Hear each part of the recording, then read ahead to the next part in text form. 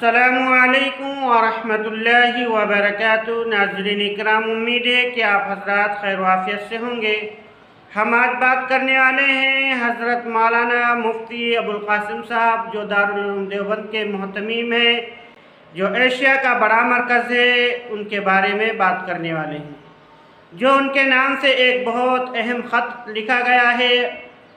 नाज़रीन इकराम, ये ख़त काबिल तारीफ़ है, क्योंकि जब भी हज़रत मौलाना साद साहब कांदलवी दारुल उलूम देवबंद पहुँचते हैं तो हज़रत का फ़ौरी बयान आ जाता है कि हम उनसे कोई भी इत्तिफ़ाक़ नहीं रखते हैं और हज़रत का कोई भी रुजूनामा नहीं आया है, इसलिए हम उनके बारे में कुछ भी नहीं कह सकते।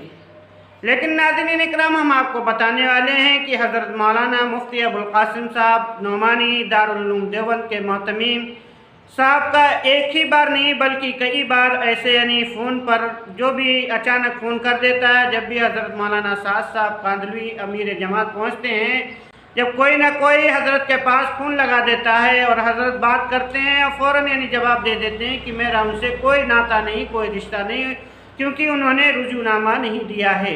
लेकिन नाज़रीन इकराम, हम आपको बताते चलें कि हज़रत मौलाना मुफ्ती अबुल क़ासिम साहब नोमानी ने इससे पहले भी हज़रत मौलाना महमूद मदनी के बारे में भी ऐसे ही बेतुका बयान दे दिया था। लेकिन हम बताते चले कि हज़रत ये हमारे बड़े अकाबरीन हैं, उलमाए देवबंद हैं, इनका हम सब इज़्ज़त करते हैं, इनका एहतराम करते हैं। लेकिन आपसे इस ख़त में लिखा गया है कि आपसे हम इस मुअद्दबाना दरख्वास्त करते हैं कि अगर हज़रत ने रुजूनामा नहीं दिया है या उस बयान से वापस नहीं इकरार किया है कि हम जो हज़रत मूसा के ऊपर बयान दिया था कि अगर उन्होंने नहीं दिया है रुजूनामा, तो आप खुल्लम खुल्ला अलल ऐलान कर दीजिए कि ये काफिर हैं या कुछ भी गुमराह है जमात। इनसे मैं आपसे ये पूछना चाहता हूँ कि हज़रत मौलाना साद साहब कांदलवी के बयान से कितने लोगों ने गुमराह हुए हैं, कितने लोग रास्ते से हट गए हैं। अगर कोई भी फहरिस्त है तो आप हज़रात के लोगों की खिदमत में उनकी फहरिस्त को रखिए, ताकि लोगों को मालूम हो सके, क्योंकि उनके आप जो है बराबर उनकी मुखालिफत करते हैं। इसलिए मैं आपसे पूछता हूँ, अगर कोई भी उनके बयान सुन करके उनसे गुमराह हो गया है तो मैं माजरत चाहता हूँ। लेकिन अगर मैं ऐसे आपकी खिदमत में पेश करने वाला हूँ कि एक नहीं हज़ारों तादाद में उनके बयानात को सुन करके जो पीने वाले थे, शराबी थे, जुआरी थे, बेनमाजी थे, वो नमाजी बन गए, हम तो ऐसे पाएंगे। लेकिन हज़रत के बयानों को सुन करके गुमराह हुए हों, ऐसा नहीं सुन सकते।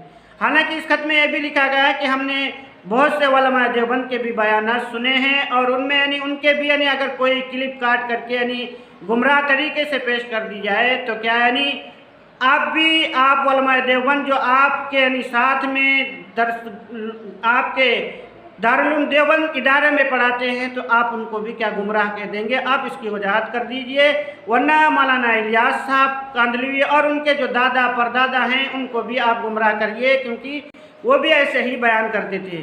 नाज़रीन इकराम, हम आपसे बताने वाले हैं कि हज़रत मौलाना साद साहब कांदलवी के जाने के बाद हज़रत मौलाना अबुल क़ासिम नोमानी ने एक बयान दिया था फ़ोन के ऊपर कि हम कोई भी इनका रुजूनामा नहीं जानते हैं।